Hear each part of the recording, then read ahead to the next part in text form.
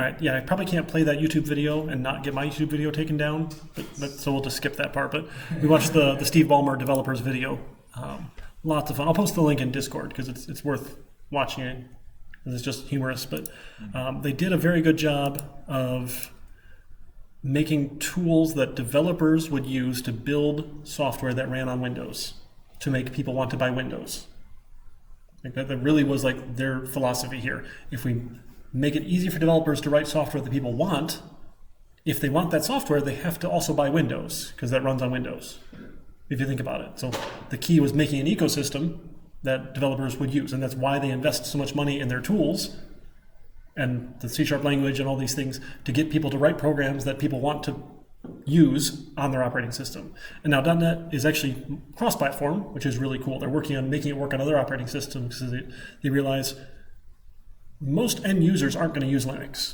Right? There's not a big shift of people buying. Now, some people have bought Chromebooks and things, but those are generally garbage, and you can't do a lot with them. Just don't buy Chromebooks; they're not worth it.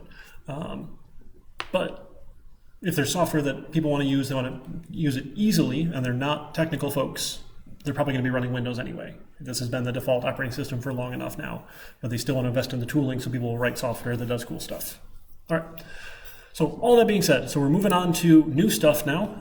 Now this doesn't have stuff out of the textbook. So we've finished the player's guide for C# here. But again, always looking for feedback on that. I think he does a great job on putting together a pretty easy to read and follow book. If you like doing the extra activities and checking off the boxes here, making it kind of gamified, that's super fun. And I'm a giant nerd. He seems like he's a giant nerd. And he answers my questions in Discord and over email. So I was like, that doesn't usually happen with other people. So if you don't like it, tell me. It's totally changeable if you thought it was a waste of your time. But if you thought it was worth the $30, then also worth knowing. So we're going to move on to database programming and dealing with databases. So because our database course is not a requirement for everyone, we need to spend a little bit of time talking about what a database is, what it does, how it stores data, before we can actually go and then use our database in code.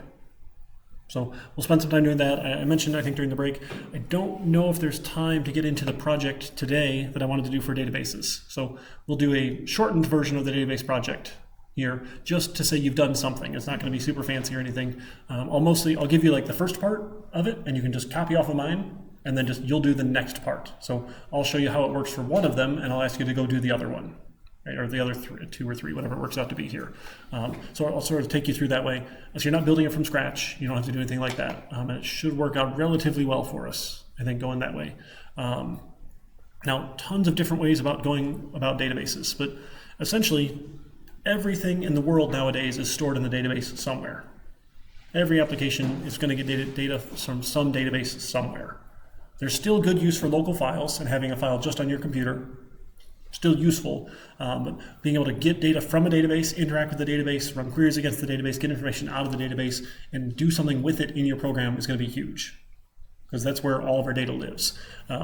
So our focus is specifically on relational databases, which is I'll call it traditional database style, a transactional database style that still almost everyone uses, right? There are newer, fancier kind of databases. You hear about things like NoSQL or document databases, things like MongoDB, other cool hot technologies that are not relational databases. We're not going to get into those. We just don't have the time right now, sorry. But transactional databases are still used everywhere, right? So it's not like they're going away. They're just adding new capabilities with the new database tech that we just don't have time to get into, but you can do fun stuff with that too. So essentially, if you like Excel, this is a kind of a quick, easy way to think about a database table. So in databases, you store information in tables. So every table you can kind of think of like as an Excel sheet. And what you have is you have columns. So each column has a specific type of information. So I'm going to say this is an ID field, here's a first name field, here's a last name field, here's a major field, right? So this might be storing information. So I might call this table like student. This would be my student table. So students would have an ID number, which is going to be my unique identifier. Unique identifiers are critically important in relational databases. You want to have a unique identifier because this is what uniquely identifies you. And then when we start talking about relations in a little bit, this will identify you in someone else's table, so they know who you are.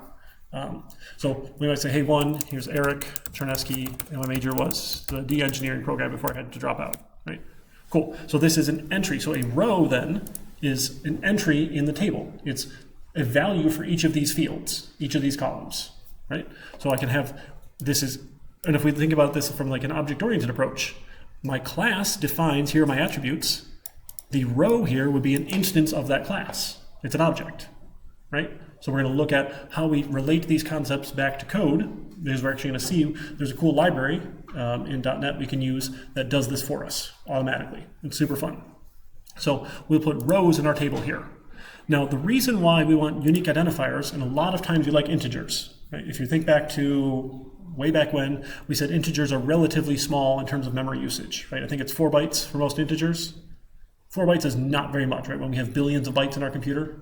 So 4 bytes is really nice. And for storing it in a file somewhere or somewhere in a storage system, that's relatively small, where each character in a string is 2 bytes, right? For our general Unicode stuff, depending on how you encode it.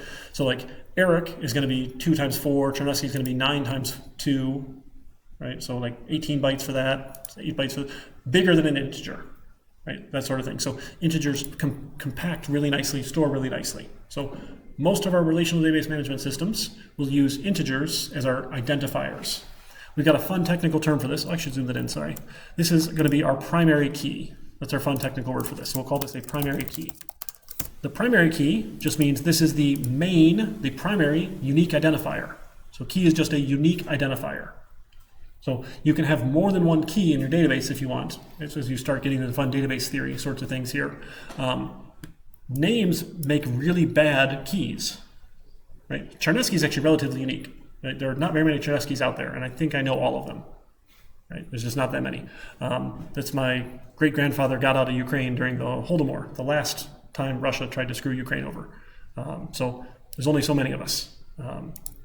So not too bad, but for John Smith, not good. Right, so names are bad. So some sort of system-generated unique identifier is really nice and easy. If you look at your UM cards, they all have a student ID number. That's your unique identifier in the UM system, right? It's system-generated. It's 7, 8 digits, whatever it happened to be, right? And then just a big number, sure. The lower the number, the older you are, or the longer you've been here, generally, right? However that works out, sure. Fine. So now what we can do is I can use this unique identifier to reference Eric. So I don't need to have a copy of all of this information. So if I was going to say, hey, let's say let's make we'll do a section first here. So a section table, right? So information about a section. We might have an ID. Again, basically every table I make will have an ID field. This is a habit of mine. I like this approach. Not everyone does. That's fine. Just smile and nod. So we'll have a course here, and then we'll have a semester. And then we'll have a meeting day and a meeting time or something like that. Sure, some sort of information here to track the section. So section ID 1 might be CIS 297 for winter 2024. It meets Thursday, 6 p.m. Or any way you wanted to store this information, right? But now how do I track who's teaching it? Right? So I might have an instructor section here. Now, what I don't want to do is have to copy Eric Chernesky and all my information. I don't want to have all of this information here stored in section for the instructor. Or maybe I should have named that the prof table, my bad, whatever. I don't want to have to store all of that again. So what I'm going to do is I'm going to reference my value here. So let me actually rename this one, sorry. Let me call this one faculty. And I'll just skip the major table, that's fine. Maybe I have a department or something. Department, so I'll put it myself in CIS. Sure. Okay, so for the instructor then, this will be the instructor's ID. So instead of having to say Eric Chernesky from CIS, I just say 1. And your relational database management system says, okay, let me go find in the instructor table the ID of 1. That should be, I guess, faculty, right? I called it faculty ID 1. Now, database systems are designed to maintain their integrity. When we talk about designing objects and object-oriented programming, we encapsulate all of our details and we say objects should maintain their integrity. Database systems do the same thing. If you say faculty ID number 1 is teaching this class, or let's say 7, and it goes to the faculty table and doesn't find a 7, it's going to puke on you and say, no, you can't do this. You can't add this information because it's invalid. Now, we know that as a foreign key violation. You'll get some sort of interesting error here. So when you use a key in a different table, it's known as a foreign key. So that's just our technical term. This is a foreign key. So it's a key value from a foreign table, another table. Right? That's a foreign key. So you can specify these when you build databases and say, this matches over here, and the database says, okay, I got you, I won't let you put in bad data. So it protects itself from doing that, which is really handy. So if someone like who's doing data entry who doesn't get paid enough to care types the wrong number in when they're entering who's teaching, it will puke on them and say, no, that doesn't exist. Please pick a real person. That sort of thing is good. We want these protections in place so people don't give me bad data. There's a good rule of thumb when we work with databases. It's garbage in, garbage out. And I think that actually works for everywhere, but it's even worse for databases. If you get garbage data, you're going to get absolute dumpster fire on the way out because you have no idea what's happening. Right? You need good data to go in to get good data, good information to come out. Super important. So these foreign keys make sure we have some sort of good data. And then this cuts down on the storage needed to store that information. You don't need to have Eric Chinesky listed every time you teach a class. You just say, hey, ID 7. Right? I'll be number 7. I like the number 7. It's a good number, right? And then maybe we add, how about number like 23? We'll add Dr. Baugh. So maybe he'll teach a class. So maybe now we'll have a section for, this will be number 2, CIS, was it 418 or 412? Something like to the mobile class. I forget what it is, 2024. He also teaches Thursday night. I think he's across the hall. I need to go bother him at some point. And he's number 23 or something, right? So we'll say, okay, go find this faculty number 23, right? Now the problem here with section is, well, I've got a course number, but there's also like a course description, there's a number of credits, there's all sorts of other information that I probably want here. I don't want to have to repeat that every time. So next winter, if I want to say CIS 297 winter 2025, Thursday at 6 p.m. for Eric's going to teach that one too, I don't have to repeat the course description, I don't have to repeat the number of credits, right? All that information, if it belongs to course, should belong in course. So when we do object-oriented design, we say, hey, all the attributes of this class belong in that class. Right? That could be its own class. So we can reference that. So we would build another table here and say this is a course table. So again, we'll have an ID field, right, as our primary key. We might have a department here. We might have a number. We might have a name, a description, and a number of credits, something like that. Right? So now course number 1, CIS 297, C# programming, description, yada, yada, yada, whatever you want here, 3 credits. Right? Cool. So now I can say in section now, this will be the course ID.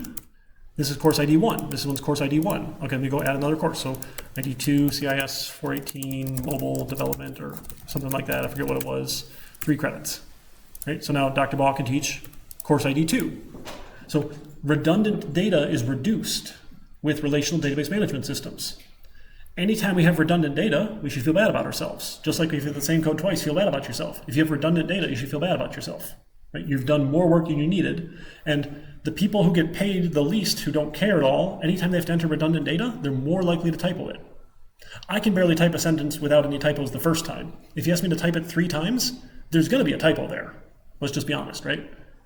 That's just going to happen. So we want to reduce the amount of redundant data. So the more we can pull out into their own entities, their own tables, right? Their own objects, classes. Kind of think of these all similar here. Entity is the technical term for table. I don't know who came up with it. I will just call it a table, but it's an entity. Right? We want to reduce the redundant data. That'll be useful for us. Now, this has all been one course, or one section relates to one course. Right? Now, course though, if I look at C# programming, has multiple sections, or like CIS 200 or CIS 150, you're going to have multiple sections. That's okay. This relationship is in one direction. So course actually knows nothing about section, but section knows about course, right? So in my database, a course will have many sections, but each section will have one course. So when we talk about relationships, we get more fancy technical terms. We talk about relationships as in a one-to-one. One course has one instructor, but one instructor has many courses or many sections. So that's not one-to-one, right? We might say maybe department might be its own table here. This might be a good one here. So we can have a department table here, right? So we might say here's an ID number. Here is a, I don't know, name, building or something like that, and maybe chairperson, faculty chair. Faculty chair.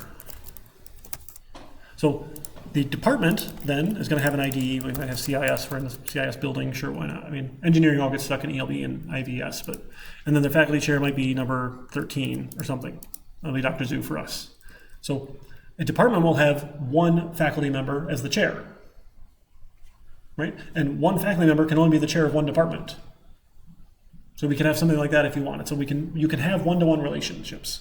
Most of the time with our databases, though, you have one-to-many. A relationship between two tables is one of these things has many of the other thing. That's the most common that we have, right? One course has many sections. Now, we start getting into trouble when we start having many and many. That starts to be hard to do. So if we wanted to say section, maybe I had a list for student ID. Now, we could do this one of two ways. We could say this is student 1 ID, and we could say this is student 2 ID, and this is student 3 ID. And quickly, hopefully, you're going to be screaming and saying, this is awful, don't do this, right? I don't want to have a bunch of columns for n number of students. That's not a great way to do this. Now, going further down database theory, you can get into this sort of thing eventually, but that's not a great way to do it. So because students will take many sections, and sections will have many students, we say that's a many-to-many relationship. So to solve that, because we can't do that in database land easily, to solve a many-to-many relationship, we need another table. We need a joining table that creates a one-to-many relationship between both sides. So what we're going to do is we're going to add an enrollment table. So we're going to have enrollment. So enrollment, again, will have an ID, it'll have a section ID, it'll have a student ID, and then you probably even have like a grade, right? Because we know what grade you got in this class here. So section number 1 for student number 1, right? And I don't know, say you got an A in C#. Great job, you have an A now, right? And then enrollment number 2 is section number 1, student number 2. Maybe they got a B in C#. Student enrollment number 3, section number 1, or maybe how about we say this is section number 2, student number 1 is in another class. They're in Dr. Baugh's class. So we'll see that one section has one student, and one enrollment has one student, and one enrollment has one section. But a student can have many enrollments, and a section can have many enrollments. So we take the many-to-many relationship and we add another table there in between. If you like pictures, you can draw these things out. They're called entity relationship diagrams. I'm weirdly fond of them, but that's okay. So we might draw this as a picture, like you've done a little bit of UML class diagrams, those sorts of things here. So we say this is student, and this is section. Now, when you draw things with entity relationship diagrams, there's a couple different ways you can draw them, because why not have multiple ways to do the same thing? We're developers. So generally, we will call this crow's foot notation. It looks like a crow's foot for a many relationship here. Imagine it's 3 little paws here. So one section, if you follow this relationship, will have many students. And one student, if you follow this relationship, will have many sections. That's the many-to-many relationship here, right? That's no good. Many to many. Can't do that. Right, so what we're going to do then is we're going to add that other table. So we're going to make a different table instead here. This will be the enrollment. This is the money table, right? This is where we get your money. This is the business office's favorite table. So one student will have many enrollments, but one enrollment will have one student. So for some reason we came up with 2 lines for one. I don't know why. That's okay. Oops, sorry. Feet that way and 1 this way. So if you follow the direction of these arrows, right? Section into enrollment is one section to many enrollments, one student to many enrollments. But if you follow the arrows out the other way, you see one enrollment to one student, right? It's a 1 because you have 2 lines. That means 1. I didn't make it up. I apologize. And one enrollment to one section, right? So this is the joining table to solve that many-to-many relationship. These are super common. And for some reason, probably because the database class isn't required, no one knows how to do this out of school. When I would interview for entry-level developers, I'd ask them about database stuff because we ran a health information exchange with databases. You had to store the data somewhere. People were clueless, and I was really sad. That's okay. You guys won't be clueless. You folks are awesome. So back in our table then, right, we have one student, one section, one enrollment. And then we can even store things like your grade, or you can store whatever other sorts of information we wanted here. I don't know what else we store. But probably grade is enough here. That's probably fine, right? So we can start filling up all of this data here into these tables, and relating them to one another. That's the relational database piece here, right? One table relates to another table, and we make sure we have the referential integrity. It's our fancy word for making sure when you have a foreign key that it exists. It references something with integrity. You can't have an invalid reference. The database's job is to make sure if you say this is faculty ID number 7, that faculty ID number 7 exists. The other cool thing databases do for you is if you want to go delete something, and say, oh, okay, we fired Eric, he's gone here. If you try and delete my row in the table, it will puke on you too. It'll say, you can't delete this because it's referenced by another table, right? That would make these sections invalid.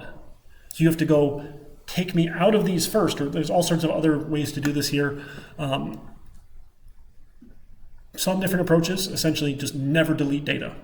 They would say like, every table would have a field for active or inactive. And you would say, okay, if they're inactive, you mark them inactive, and that's essentially like the delete. Lots of different approaches. Again, take a database theory course, all sorts of fun things there. But you don't want someone to delete a value that's referenced. I think that just makes sense, right?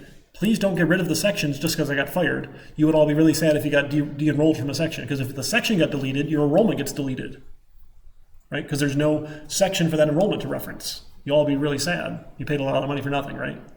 That sort of thing. Hopefully you don't think like that so far, right? It's been fun, right? So this is the idea of building out tables. So what we're going to do, and there's lots of different approaches for doing this. Let me start up a new project real quick here. I'm just going to start on this, and then we'll call it a night probably. So C#. I want to do form app. Sure, we'll call this database example. Excuse me. Now, in my project, the way I'm going to go about this is I'm going to add a database file. This is not how real databases work, but it makes it really easy for us to play with as a developer without having to do extra other stuff.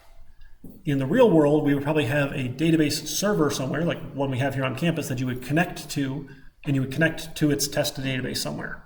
They wouldn't let you connect to the real one, but a test one, sure, we'll let people play with, that sort of thing. Adding networking on top of this, where you have to be using a database we have, it just gets complicated. So we're going to take the cheap approach and say, you'll just have a copy of the database as a single file. So a SQL compact database. It's okay.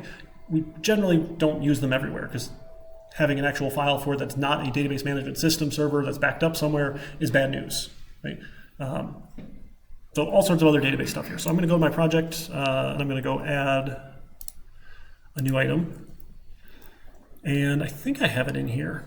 Actually, I don't remember. Yeah, data. Here we go. So I want no, I don't want the SQL database. Shoot. I forgot to look at this first. Online? Oh, crap. I just want a SQL file. Nope. Oh, man, where did it go? I forgot to look at this before class.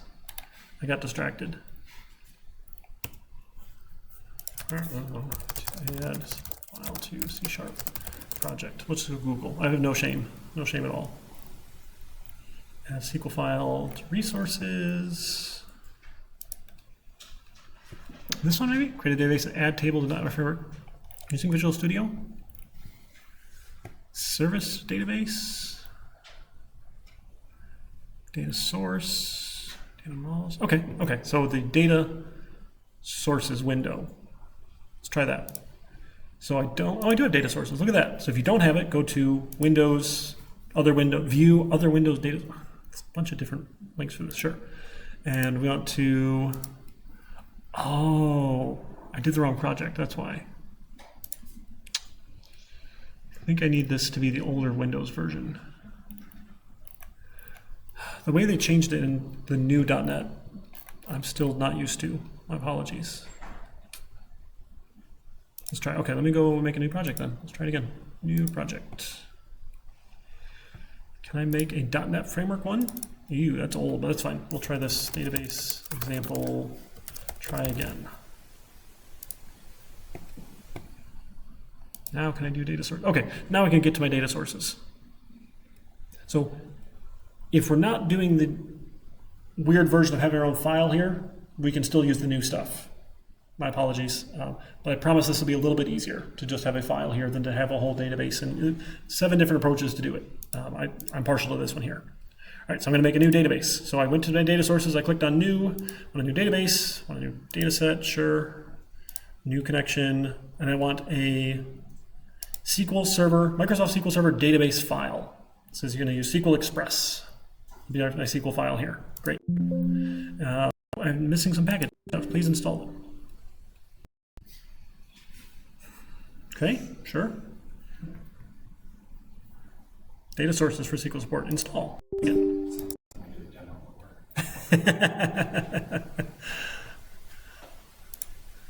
There's that one comic that's like someone pointing at a weapon at the back of someone's head. I'm not supposed to say that online, am I?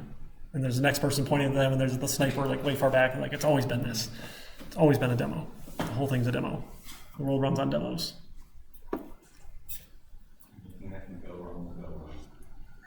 Yep. So Scott Hanselman, he's my man crush. I love the guy. He's awesome and like a super nice person. Best everyone has ever said that I can tell. Was doing a demo and like did a little YouTube video about my computer froze during my demo. So he got up and like talked all the cool cloud infrastructure that Microsoft has, and it was like talking it all because he sells it, right? That's his job. He's like, oh yeah, I just was able to walk to their computer, connect to the cloud service here, and hit run, and it worked again. Didn't panic. And you know, he could tell he was panicked a little bit, but like he did a good job of it. And he's talking about how cool it is to use their cloud services. But it's like, yeah, that's nice. Like you got your setup, you got the other setup here. You just walk on over. He's like, it was no big deal. In the middle of a live demo to like 60 different people. Sure, don't panic. All right, come on, database.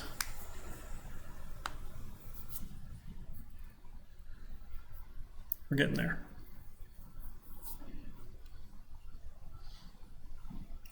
All right, if this doesn't go well, we can just do it next week, and I'll make sure it actually does work. But I think this ought to be enough. We can get started. I'll cross my fingers.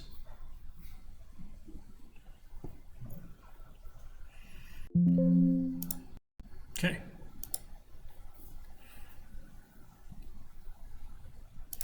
Data source, new database, new data set, new SQL Server database file for SQL Server Express. Database name, here we go. Let's do college for new, yep, cool. And then I gotta browse, here we go. Okay, so put this in my GitHub, the wrong documents folder. Why did I have 2 documents folders? Thanks, OneDrive. GitHub, here we go, 297, and then this is my database example. Where did that go? Did I put the wrong folder? Where did I put my stupid project? Database example, try again. It's not in here. I put it in 2023. No? I put it in CIS 200, didn't I? Yep. I will move this in a little bit here, but database example, try again. Great. So I want to put my database file in my project folder, so GitHub will find it. Put it in your folder. It makes you browse the long way. Windows Auth is better. Great, easy. All sorts of other cool things you can do with it. You can take a database class for database security. SQL Auth is generally frowned upon. Right, that's okay. Okay, yes, the file, please. And next, and copy to your project, modify connection. Yes, please. It's copying to the project. Over, yeah, sure. Why not? College connection string, cool. College dataset, finish, sure. Gives me all sorts of other stuff. Now in my data sources, do I have my college MDF file? Here we go. So here's my database file, the college MDF. So this is actually, so once I see it in the project view, I can double click on it and it opens up in Server Explorer, not the data sources. Doing this stuff in data sources is you can follow this older approach to do cool data binding stuff, really awesome, fun things.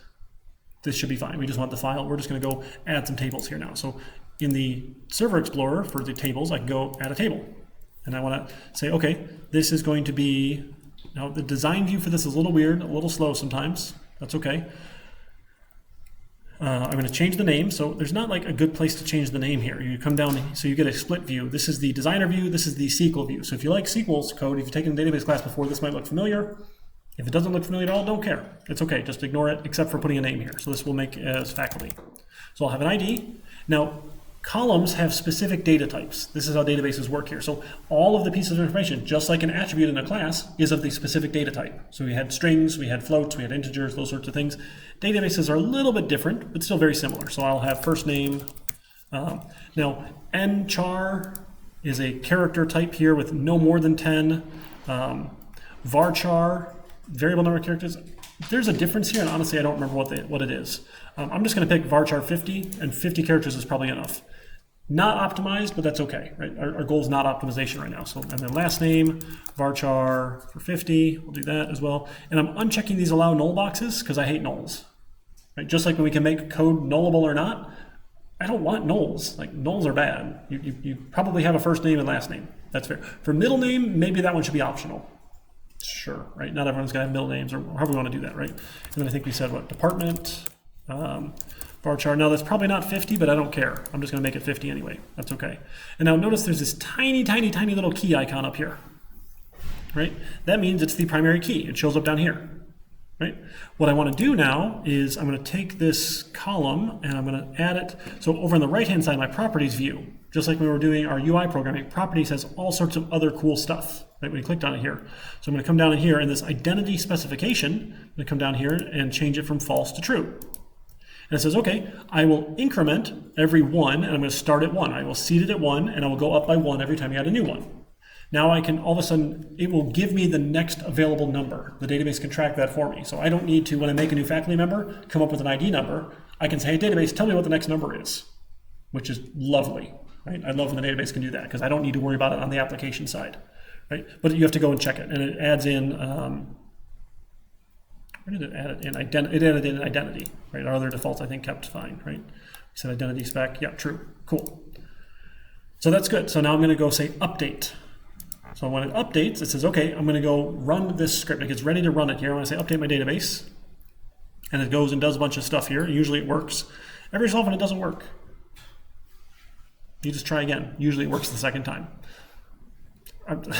It's a little sad, but it's true. Again, we're doing the cheap and easy developer approach here. This is not how you'd build a real production database, right? This is just for our demo test purposes here. In the real world, someone who has a database server would tell you what to go connect to, but we don't need to bother with any of that. Now, all of this stuff then, when I made that connection here in my app config, I get this thing called a connection string. The connection string tells your program how to connect to this database. For local files, it's an MS SQL local DB. Attach the DB file name of college.mdf in their same directory, like relative directory college MDF here. Integrated security is true. That means that I'm using my Windows authentication. There's no SQL logins here. And after 30 seconds, I'll give up. Right? This stuff just shows up here. We don't need to worry about any of that, though, but it's all out here. So if you'd connect to a real database, you would give it, instead of this local DB, MySQL local DB, you'd give it the server name. Right? This could be, there are actually service providers out there that let you host databases on the cloud. You just give them their IP address or network name, or whatever they're going to do here, right? All sorts of fun ways to host databases. It doesn't have to be local. This is just local for our testing purposes. But now I can see table and I can see faculty. So if I go to the faculty table and I want to say show table data, I right click on and say show table data, I get the table view now. It looks a lot like Excel, right? So I don't need to put anything in the ID field because I will auto increment. But now I can add Eric Chernesky for CIS. When I tab off of the row, it goes and saves. So notice it was red for a little bit here. It's saying, hey, we're not ready to save. Data in this cell has changed, not been committed to the database. Original value was null. Press escape to revert. It's giving you some warnings here, right? Sure. So we'll add Dr. Baugh, CIS. Once I tab off, it adds the next one here. So these are committed to my database. So like we do commits in GitHub, I guess not even like commit, but same idea. When you add data to the database, you have to commit the data. There's a whole process here that's transaction management in databases here to make sure that bad stuff doesn't happen. So things happen in commits, in blocks. That's about as much as we care about. You can learn about concurrency control later. Sure, so now I have my faculty table. So I can go through and add all of my tables here. Once I have all of my tables, then I can start adding the relationships. So let me go add another table here. Let's add course. So let me call this the course table here. Course again has ID. I want that to be the identity specification here. Set that to true. Then we said course had a faculty ID, That's an int, right? So the types need to match here. So these are important as we go. And then what else do we have? We had a semester, was it varchar 50 is probably fine. And then we had a day, varchar 50 is probably fine. Again, we're not optimizing anything, that's okay. It's date and time, varchar 50. There's also date and time, but that's a specific date and time, like March 1st is a date and time, or March 1st, 6 p.m. So general day and time is probably why we'd want to store these separately, right? And if you had them in the same field, if you had a field that said day and time, it gets harder to get data back out. So when you go to register for classes, you say, hey, show me all the Thursday classes. I have to look through all these fields that say Thursday 10 a.m., Thursday noon, Thursday 2 p.m., Thursday 6 p.m. It gets a little trickier. Still doable, but then if you say, hey, show me all the evening classes, because I work during the day. Well, now I have to go through and like split that field up and find the ones that are like, it gets ugly, right? Versus, hey, I want all the 6 p.m. classes, you can just search the time field. So separating your data out into individual pieces here is a good database design. There's a whole process of making sure each field, each column should be for one piece of data. You don't want multiple pieces of data in each field, that's all. So a lot of stuff here, sorry. So now foreign keys, I want to add a foreign key. So I'm going to right click foreign keys over here, say I want to add a foreign key. And it says, okay, course to something. So we're going to go down to our, where is it in here? Data comparison? Oh, shoot, where did it go? Description. I thought I could, oh, right here. Yeah, data. Okay, so the foreign key is to what? So this is going to be to, can I change that here? Come on. Let me change it here. Reference. No? Why can't I change it here? That's annoying. All right, so we can change it here then. The foreign key is going to be my faculty ID. This is the field in my table. References what table? Well, it references the faculty table. What column? The ID column. They go away, and then the red lines go away. I thought there was a way to do that in design mode. Is it properties? I don't know, but we can type it in here if we need to. I'll look for the shortcut next week for you. But now we can add that relation. This foreign key forces the referential integrity. If you have the foreign key, you can't add a bad value here. If you don't have it, it looks like it's there, but I can put garbage in the field. So these are important when we design our tables to actually make them here. Now I can go ahead and update my table. I have course. It says, okay, let's go ahead and update. And it should just work. Again, usually this works and updates my file. Now, one thing we're going to see, oh, I put in the wrong spot. Let me close Visual Studio real quick and go move that because I was in my CIS 200 folder, which was bad. Database example, the first one was garbage. The try again was the right one here. So 297. Okay. Oh, yeah, save. Okay. Try again. All right, so now I got it all here. So I have my MDF file. There's also this LDF file. The LDF is the log. It's important, right? We want to have this file around. So the way databases work is they log everything that happens in case you need to undo something. Databases are pretty good at that sort of thing. So they keep a log around, all sorts of other fun stuff you can do with backups and fun things like that. But my MDF and my LDF are my database files. The database file, master database file, and the log database file, I think is what those stand for. But if I come check GitHub now, for here, notice there's no MDF file in here, and it's sad. Generally, you don't put these things in source control because it's not source code, right? And every time you touch the database, this file will change. So it's going to have a lot of churn here. Now, I'm going to cheat because I want this file, right? I want to put this in here for source control because I want to keep it with my project. It's a little bit improper, but it'll make my life easier, right? So if you want to work on this with a partner or even like a group of 3 or something, you want to all have the exact same file you're working with, okay? So to do that, we need to go up to our GitHub repository folder and find this little git ignore file. The git ignore file's job is to say, don't add these things to source control.